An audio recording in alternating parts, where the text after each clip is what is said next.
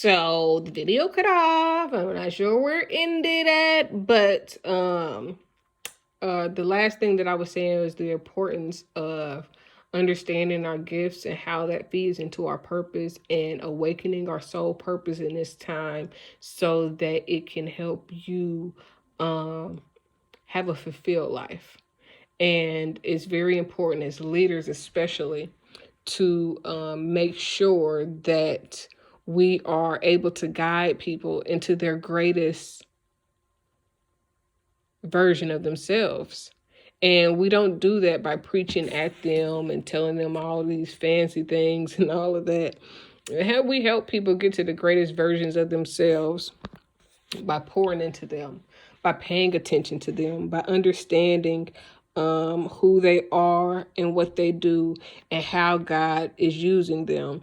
And if we are truly prophetic, if we are truly speaking life into people and hearing from God, then that would have us praying and really getting involved with helping people in their lives. Now, we can't force people to accept, whatever it is that God wants to do, or, whatever it is God is saying through us or whatever. But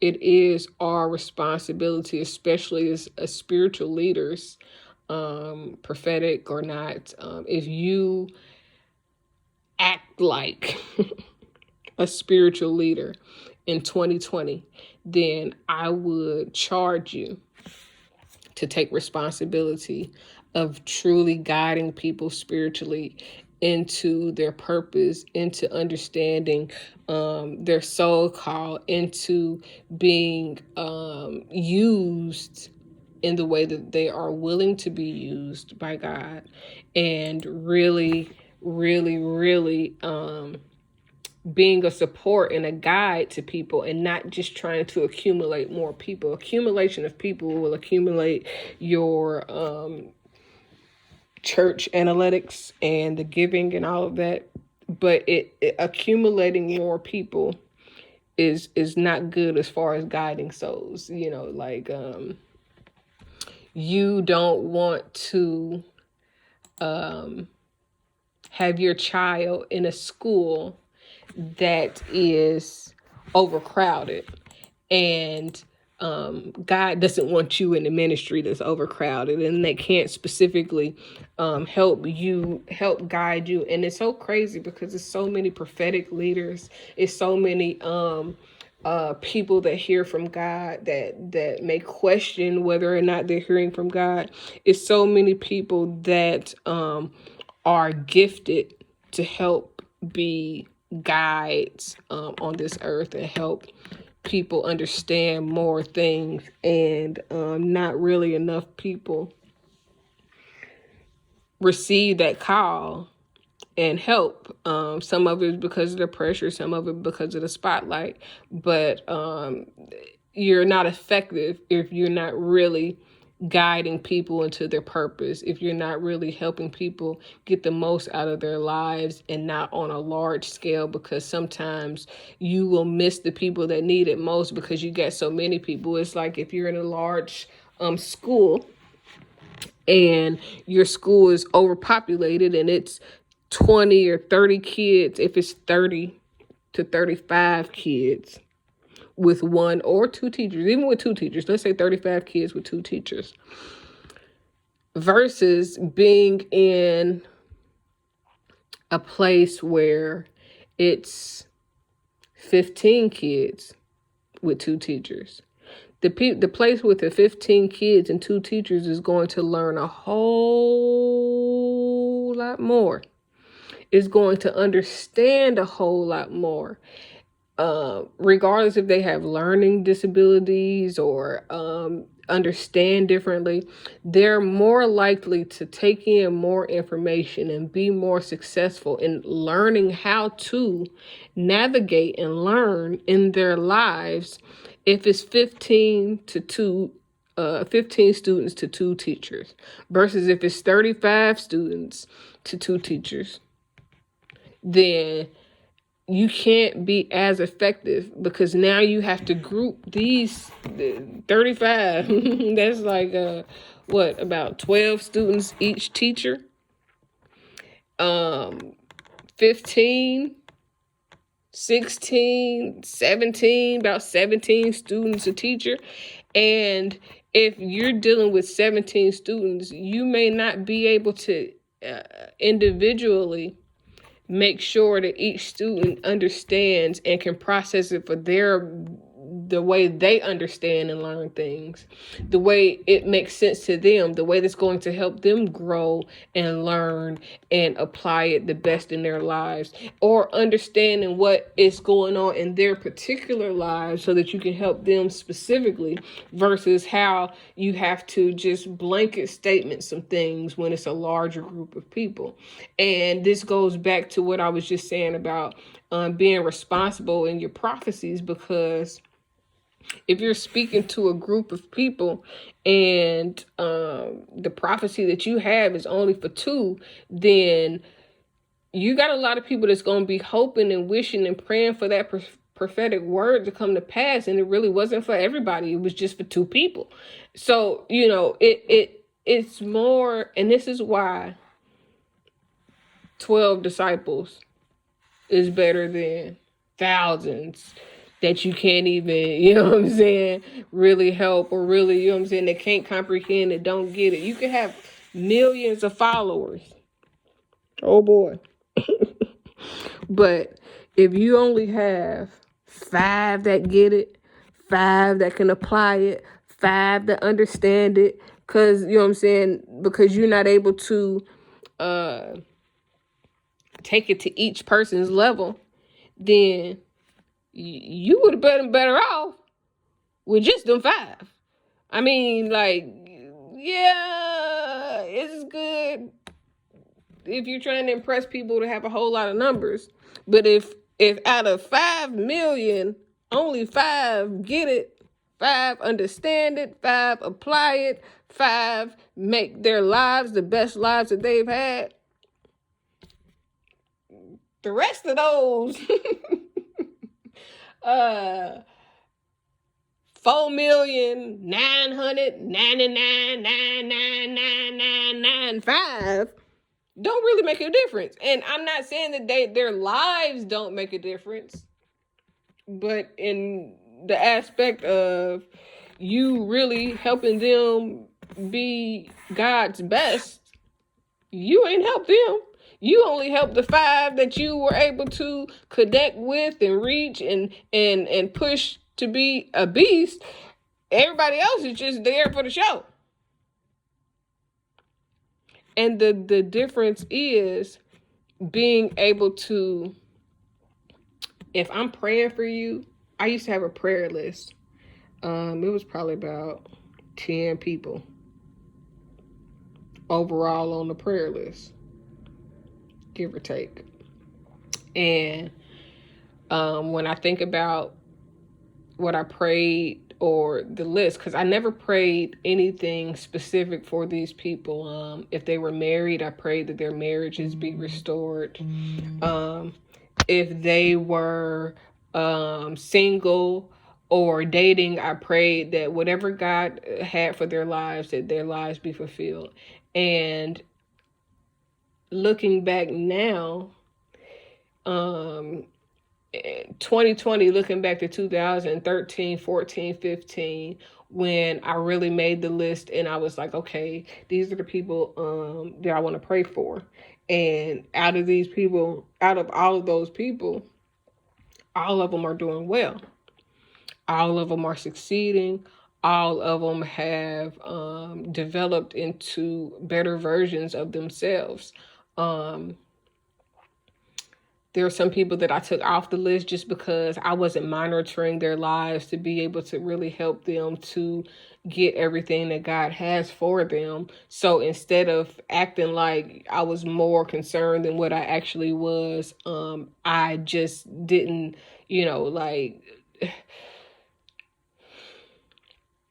if I'm praying for you and wishing you well, but at the end of the day, you really, against me, the person that's praying for you, then I won't continue. I'll pray for you, but I will distance myself so that I won't even be able to know if the prayers that I said manifested or, was productive, because I've distanced myself so much, because I'm not going to be abused to be used by God. You don't have to be abused by God to be used by God. You just have to be obedient and take heed the direction and the paths and the signs that are presented while you're on your mission and you're fulfilling the purpose and the promises that you've heard from God thus far. So when I think about, praying for people, the people that I prayed for, I encouraged. The people that I prophesy over, the people that I dream about, the people that God showed me things in the future for them in any way, shape, or form. If I see you in a dream and it's very specific to who you are, I'm not only going to pray for you, I am going to monitor the course of your life, especially if it was something great, and I tell you about it. I take it as my responsibility to now help you manifest whatever it is that I have revealed to you, that God showed me for you. Because God showed me for you, I feel like it's kind of my job to ensure to a certain extent that you stay on the path that was that's meant for you based on what God showed me. Now, when God is showing me things about people, it can come in a vision. Like, I could just be sitting here and I see, like, I might close my eyes and I see a whole scenario of events playing and happening. If I think about something or the process of how something started, I can literally in my mind close my eyes and I will begin to picture the very events that led up to whatever it is that I'm seeing.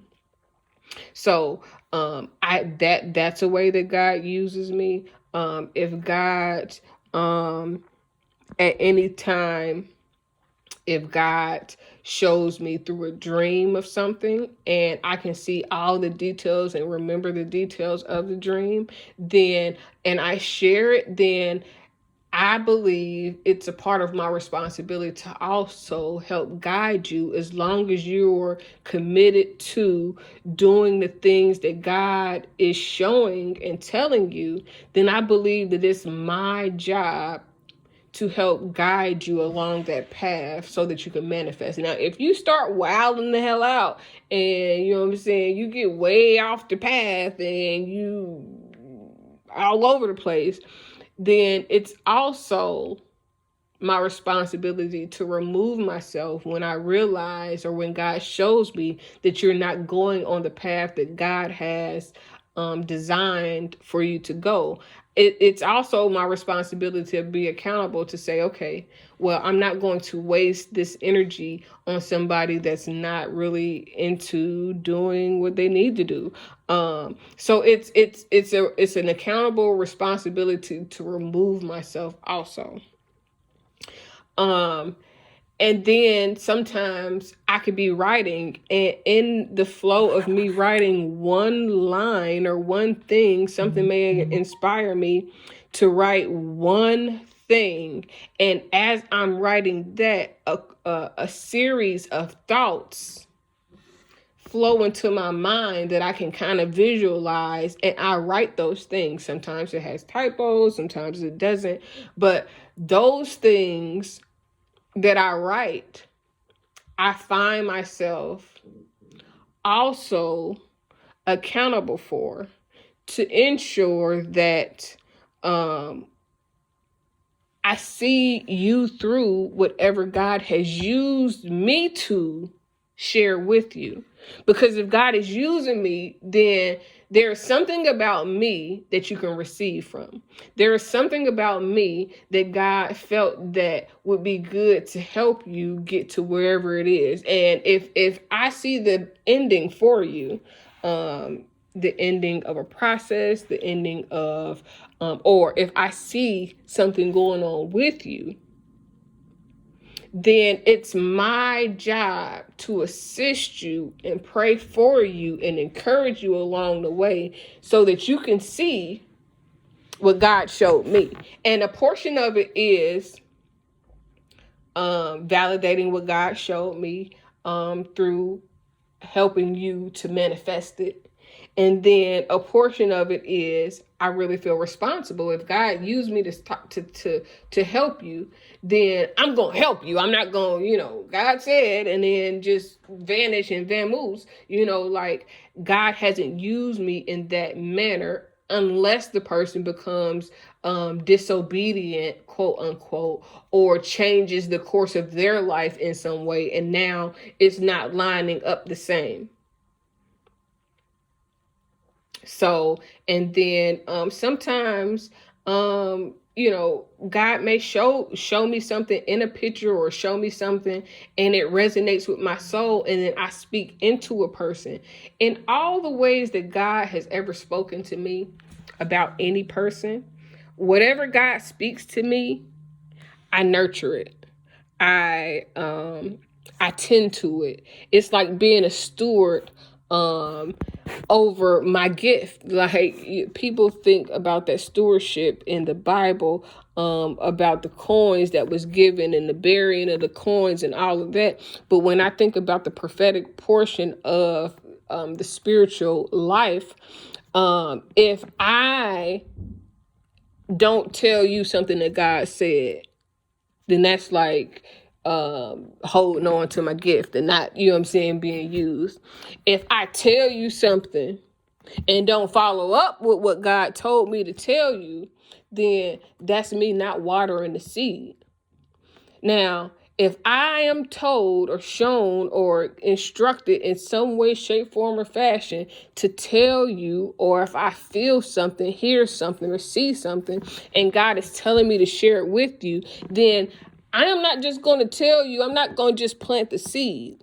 I'm going to plant the seed. I'm going to water the seed. I am going to, manicure the seed. I'm going to do everything necessary to help God manifest whatever it is that he's seen in your life. Unless God shows me that I need to move out the way, unless God says, tell that person and then stay away from that person, then everybody that I prayed for, everybody that I've spoken life into, everybody that I have seen a greater future for, I have always been committed. And this is how you gain disciples. This is how you gain the following of those people that really trust and believe in the God in you. When you are able to help people to reach their fullest potential, help people to think better, help people to gain a better understanding, help people to heal,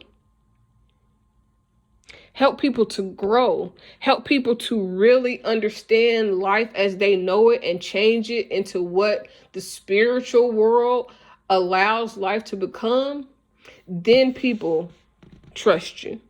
Then people follow you wholeheartedly. Then people can help you manifest the things that God is doing through you because you've helped people. Now, you're not helping people to manifest the things. You're helping people because that's the portion of what God has for you to do in this world, in this life, in this day and age. And how you do that will manifest whatever it is that God has for you on the back end.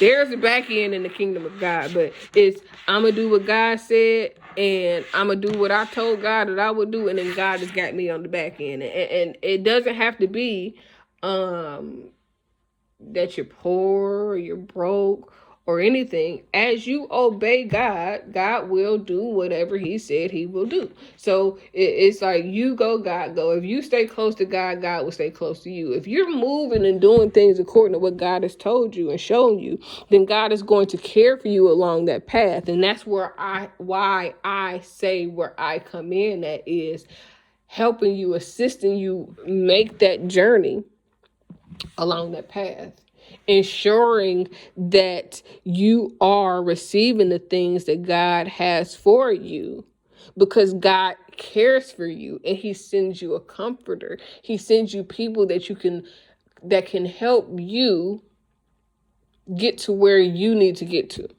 that can help you navigate life the way you should. And that's a portion of what I'm here for. Any person is prophetic. Any prophetic person should identify with that, because and maybe some people are used to speak, and then there are other people that are used to guide and to help and to mold and to coach and to train and to, help establish. For me, this is a road that I had to take on my own. This is a road that I didn't have the support and the guidance and the prophet or the prophetic person to tell me every step of the way. It was a course that God used people along the way to help me get to where I need to be. Some people was not necessarily to be along with me the whole way. Some people were there for a spiritual reason, to help me gain a spiritual concept to get me to where I needed to get to the next step.